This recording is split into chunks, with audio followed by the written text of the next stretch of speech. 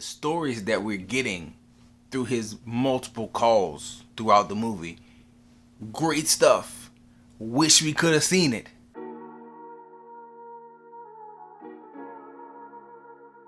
What's good, everybody? Welcome back to Whole Views, and today we're going to be talking about a movie called The Guilty on Netflix. It's number 2 in the US as of recording. Let's go ahead and talk about that thing. Let's dissect it. Let's share some thoughts. So this movie to me is a movie that deserves 2 legitimate scores. Scores for people who are into murder mysteries, and then the score for people who just want to have a good suspenseful time.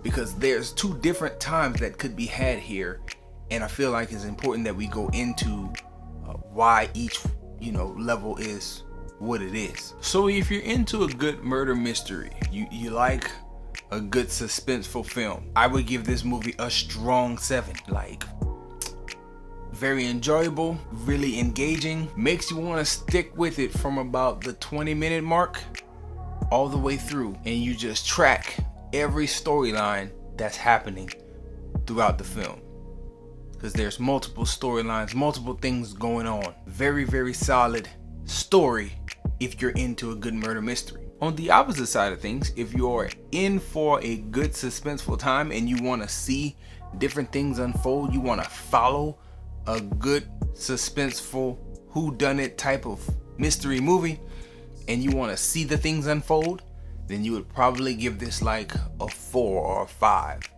It's kind of how I tabulated things. Not that you're not getting a good suspenseful story. You're getting a great story, but you're not actually seeing the story unfold. And so let's break down why the 2 scores, how I see it, and please in the comments let me know if you agree about the 2 scores, or at least one of the scores, because I have my own thoughts and I want to share them with you, and I would love to hear your views in the comments. So let's go ahead and knock it out. The story, I would give the story a 10 out of 10 for me, because I'm one of those people who I really like to see a good suspenseful movie, and the way this thing unfolded, it was engaging. Me and my wife watched together, and we tracked, we paused it a few times and we tracked, okay, so this and this and this happened, this and this and this happened. There's still more about the main character that we don't know, and we're hoping that it gets exposition dumped toward the end. Like, we want to see what's really going on in his life aside from all the stuff that he's dealing with as a 911 operator. So we were engaged, we enjoyed the story, high marks for the story. If we're doing the opposite score, like the low score, I still think any person who looks at the way the story unfolded and follows and tracks everything that happens in the movie, I still think a person would be high on that story. So I think that a person who's not as high on the film as me would still respect that story and give it a 10 out of 10. That's just my thoughts. The pace, I have a few qualms with the pace. I feel like it took a little while for things to really get kicked off. I found myself slightly dozing off, slightly checking the phone within the first 15-20 minutes before we get the pivotal 911 call that really starts all the intrigue. I think no matter how you cut it, whether you're high on the film or whether you are slightly more disappointed with the film, I think that it's fair to say that most people will find the pace to be kind of slow, because again, if you're like me and you like the real intense suspense and waiting to see big reveals, it was cool because eventually it got there, so it's good enough. 5 out of 5. But I could also see a person who maybe wasn't so high on the story and giving it less than a 5. I still think that most people would come in right at a 5, whether you liked or disliked it, but I could see why other individuals might be lower on the pace than I was on the pace. I actually wasn't that high on the pace. I kind of wanted things to move along a little bit further than what they did, or a little bit faster than what they did. Visuals, here's the big disparity to me with the visuals, because for me, and I had this instant thought as with the film wrapped up and me and my wife got to talking about it. You can go high on the visuals. You could say 10 out of 10 on the visuals, because Jake Gyllenhaal's performance is amazing.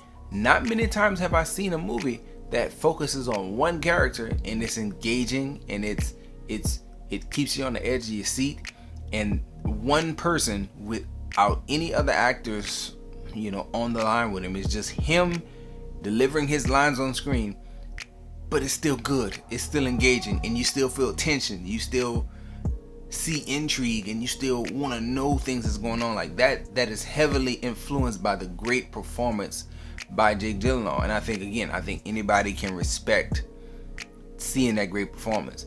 But on the opposite side of things, if you are a person who said I watched most of it, or I watched it all and I didn't like it at all, I think the visuals is what you will come down the hardest on, because the whole movie you're just watching Jake Gyllenhaal. I think that is going to be the biggest detraction for most people. The stories that we're getting through his multiple calls throughout the movie, great stuff. Wish we could have seen it, and I kind of feel that, I kind of feel like, man, there was a lot of stuff that happened. Great actors involved. There was Paul Dano in here. There's Bill Burr in here. There was Ethan Hawke in here. There was multiple big name, like recognizable actors, and like more people that I don't know to go into. But it's like I didn't even know that they was in it, because I'm just hearing people talking on the phone. So personally, that performance, amazing. Great performance from Jake Gyllenhaal. I respect it. Let's give it a 10 on the visuals. At the same exact time, I get it. If you didn't like this movie, you'd probably say 1 for the visuals, because you're watching a movie and it's just a dude talking on the phone. Great action, great intrigue being set up all over the place. Give us a flashback scene. No flashback scene. Give us a glimpse of the person on the bridge to let us know. And it's just all visual styles, because they could have showed us some things and it's like, nah, we're not showing you nothing.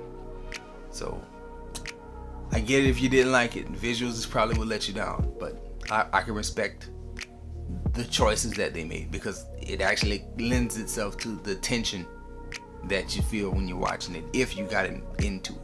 Entertainment value again here is, either or. I came down with a 7 because, it took a little while, but as I got into it, it really got me sitting up and on the edge of my seat. Like, I started off laid back, checking the phone, seeing what's going on. But then once the ball really got rolling, I sat up and I was like, hey, I'm involved now. I'm invested now. It took a little while, but it got me there. So 7 out of 10 for entertainment value. And again, I feel like that's, if you liked it, you can respect a 7 out of 10. If you did not like it, you probably was way lower on the entertainment value.